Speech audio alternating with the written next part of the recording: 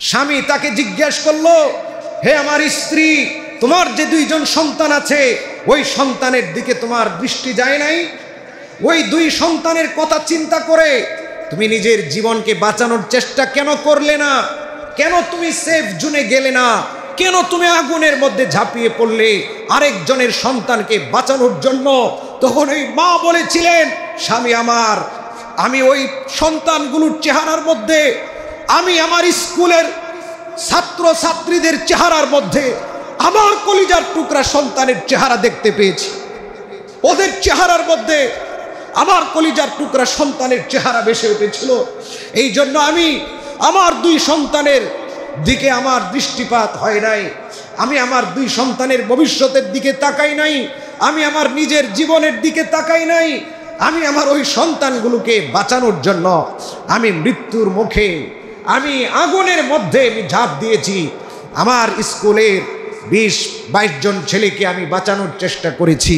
এই মাহারিন চৌধুরী বিমান যখন বিধ্বস্ত হয় 1টা 12 মিনিটে, তখন তিনিও আঘাতপ্রাপ্ত হন। তার শরীরও 85% দগ্ধ হয়ে যায়। তিনি আহত শরীর নিয়ে যখন দেখলেন কলিজার টুকরা সন্তানের মতো সুন্দর ছেলে মেয়েগুলো আগুনের মধ্যে দাউ দাউ করে পুড়ছে, তখন এই মাহারিন চৌধুরী নিজে সেফ জোনে না গিয়ে, নিজের জীবনের পরোয়া না করে, নিজের জীবন বাঁচানোর জন্য দৌড়াদৌড়ি না করে, তিনি ওই জ্বলন্ত শিশুদেরকে, যারা দগ্ধ হয়ে যাচ্ছে, যারা আগুনের মধ্যে দাউ দাউ করে জ্বলছে, এই মাহারিন চৌধুরী, এই মা জাতির সুনাম যিনি বয়ে নিয়ে এসেছেন, এই মাহারিন চৌধুরী মা এই দগ্ধ শিশুদেরকে সেভ করার জন্য আগুন থেকে সন্তানগুলোকে টেনে এনেছেন, সন্তানদেরকে বের করেছেন। একজন নয়, দুইজন নয়, এই মমতাময়ী মা, তাকে আমরা সেলুট জানাই। এই মমতাময়ী মা 20 থেকে 25 জন সন্তানকে বের করে হাসপাতালে পাঠানোর ব্যবস্থা করেছেন। এরপরে যখন তিনিও আহত, 80 থেকে 85% শরীর জ্বলে গিয়েছে, তাকে যখন হাসপাতালে নেওয়া হলো, বার্ন ইনস্টিটিউটে যখন তাকে নেওয়া হলো, তখন তিনি মৃত্যুর কোলে ঢলে পড়ছেন, মৃত্যুবরণ করবেন। সারা বিশ্বের মধ্যে একটা দৃষ্টান্ত স্থাপন করেছেন যে মানুষের সহযোগিতায় এইভাবে এগিয়ে আসতে হবে, নিজের জীবনে পরোয়া না করে, নিজের সন্তানের দিকে না তাকিয়ে, নিজের স্বামীর দিকে না তাকিয়ে, কলিজার টুকরা বিপদগ্রস্ত সন্তানগুলোকে বাঁচানোর জন্য নিজের জীবন উৎসর্গ করে তিনি এখন সারা পৃথিবীর মানুষের কাছে একজন আইডল হয়েছেন। তিনি একজন সারা পৃথিবীর মানুষের দোয়া প্রাপ্ত হচ্ছেন। কথা বলেন ঠিক কিনা?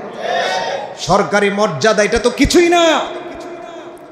সরকার তাকে সরকারি মর্যাদা দিবে, এটা কিছু না। আল্লাহর কাছে সে যে মানুষের দোয়া পাওয়ার কারণে যে মর্যাদা পাচ্ছে, এটা অনেক বড় কিছু। আজকে সবাই তার জন্য দোয়া করছে যে মা হবে তো এমন মা হও। সবাই তার জন্য প্রার্থনা করছে যে এমন সহযোগিতাকারী হওয়া দরকার যে নিজের জীবন বাজি রেখে অন্যের সহযোগিতায় এগিয়ে আসবে। ওই মার জন্য আমরা দোয়া করি। মাহারিন চৌধুরী আরেকজন মা, ইংরেজি বিভাগের শিক্ষক মাসুকা বেগম, তিনিও সেদিন আঘাতপ্রাপ্ত হয়েছেন। তিনিও সেদিন আগুনে দগ্ধ হয়েছেন। বাচ্চাদের সহযোগিতা করতে গিয়ে তিনিও ক্লাস নিচ্ছিলেন, তিনিও দগ্ধ হয়ে সেদিন মৃত্যুবরণ করেছেন। তার জন্য আমরা দোয়া করি, তাকেও সরকারি মর্যাদা দেওয়া হবে। আল্লাহ সুবহানাহু ওয়া তাআলা যেন এই 2 মা সহ আরও যারা আঘাতপ্রাপ্ত হয়েছেন, আরও যারা শহীদ হয়েছেন, সবার জন্য আমরা দোয়া করব।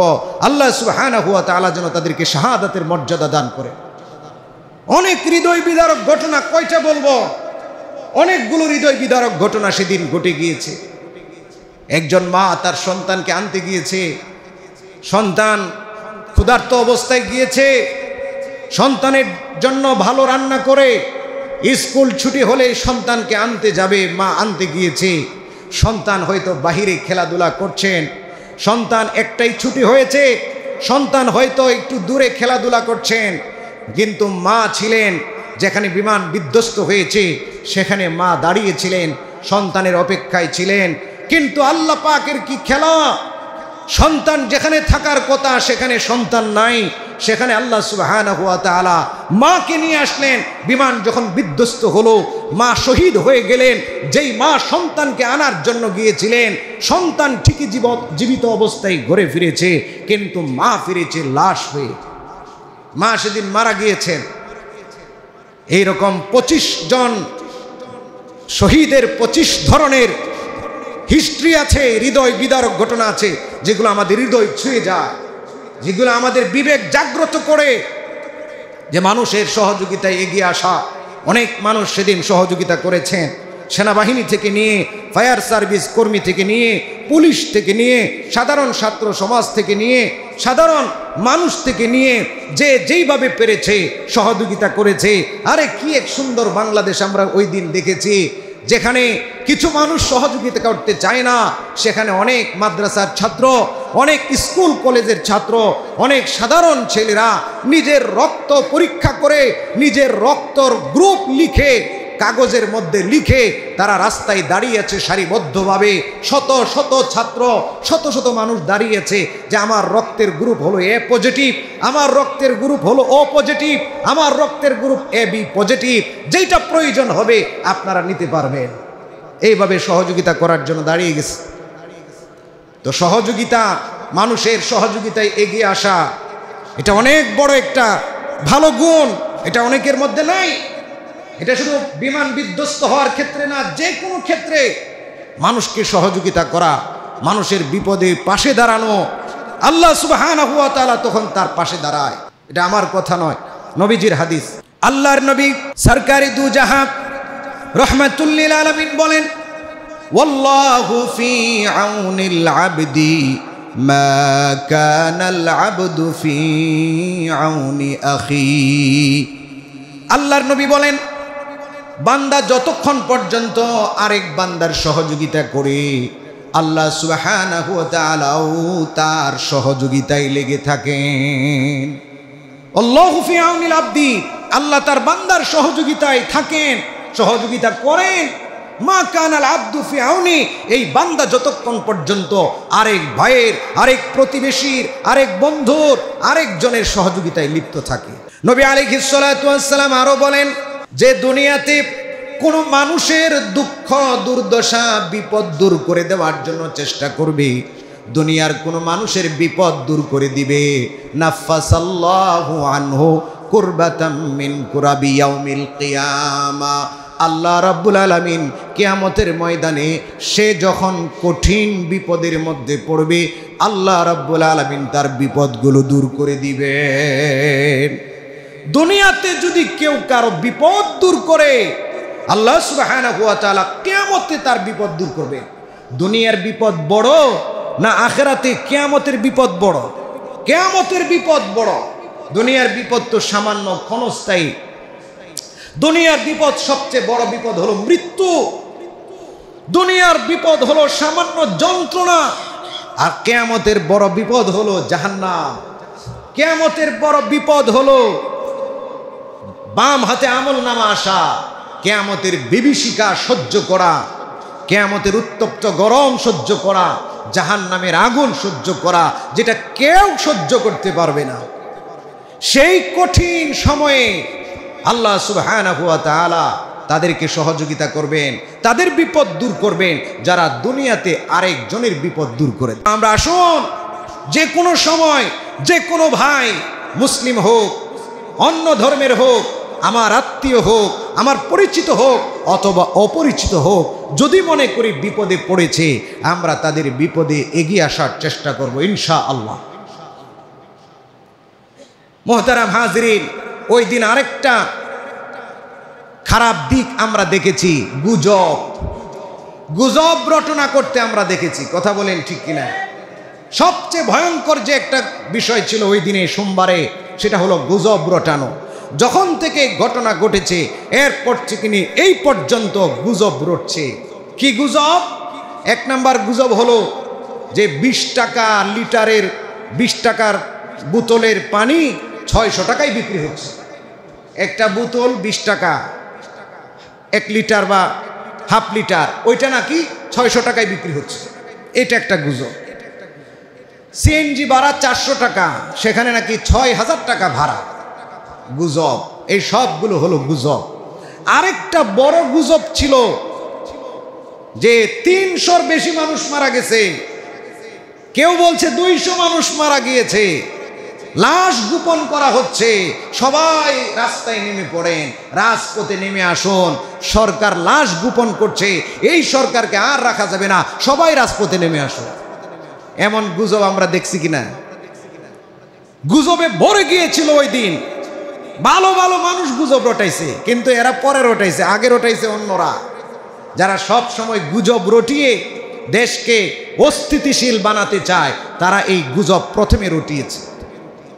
সেখানে সেনাবাহিনীর উপর হামলা করা, পুলিশের উপর আক্রমণ করা, এরপরে এই গুজবকে কেন্দ্র করে সচিবালয়ে ঢুকে সচিবালয়ের ভিতরে গাড়ি, সচিবালয়ের সরকারি জিনিসপত্রকে ভাঙচুর করে হাজার হাজার মানুষ নিয়ে শিক্ষার্থীদের বীরে কিছু গুজবকারীরা ঢুইকা সেখানে স্লোগান দিয়ে পুলিশের উপর আক্রমণ করে সরকারি সম্পদ নষ্ট করে দেশটাকে একটা অস্থিতিশীল দেশ তৈরি করে এই সরকারকে উৎখাত করে ওই ফ্যাসিস্টদেরকে বসানোর একটা পাইতারা হয়েছিল। কথা বলেন ঠিক কিনা?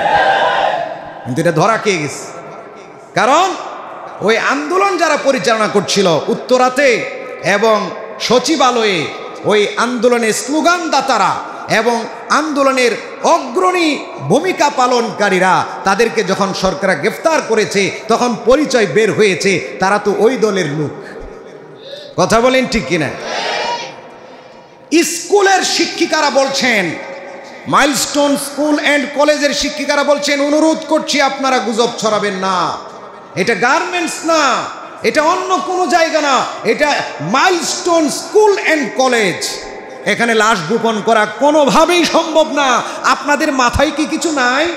ওই শিক্ষিকা বলছে, আপনারা যারা গুজব রটাচ্ছেন আপনাদের মাথায় কিছু নাই। মাইলস্টোন স্কুল অ্যান্ড কলেজের প্রত্যেকটা শ্রেণীর প্রত্যেকটা বিভাগের ছাত্রদের অভিভাবক আছে, লিস্ট আছে, কোন ছাত্র নিখোঁজ আমরা মুহূর্তের মধ্যে বলে দিতে পারবো। সুতরাং লাশ গোপন করার প্রশ্নই আসে না। সুতরাং আপনারা যে বলছেন 200-300 মারা গেছে, এমন গুজব রটাবেন না। ম্যানেজিং বোর্ডের চেয়ারম্যান তিনিও তার শিক্ষক এবং কমিটিদেরকে একত্রিত করে লিস্ট বের করে তিনিও ব্রিফিং দিয়েছেন যে আপনারা কারা গুজব রটাচ্ছেন, আপনারা কারা 300 জন মারা গিয়েছে বলে গুজব রটাচ্ছেন, লাশ গোপন করা হয়েছে বলে গুজব রটাচ্ছেন। আমরা আমাদের সন্তানদের ব্যাপারে জানি না, আপনি জানেন মার চাইতে মাসির দরদ বেশি। আমাদের কাছে 5টি লাশ নিখোঁজের তথ্য আসছে, কয়েকজন ছাত্র নিখোঁজের তথ্য আছে, কিছু অভিভাবক নিখোঁজ, এরকম 5 জনের কথা আসছে যাদের পরিচয় জানা যায় নাই, জ্বলে পুড়ে দগ্ধ হয়ে গিয়েছে। তারা হয়তো মর্গে আছে, না হয় কোনো হাসপাতালে আছে। কিন্তু আপনারা যে গুজব রটাচ্ছেন লাশ গোপন করা হয়েছে, এই করা হয়েছে, সেই করা হয়েছে, অনুরোধ জানিয়েছে শিক্ষকরা, আল্লাহর ওয়াস্তে আপনারা গুজব রটাবেন না। এই দিন একটা ভয়ঙ্কর কাজ হয়েছে, গুজব রটানো।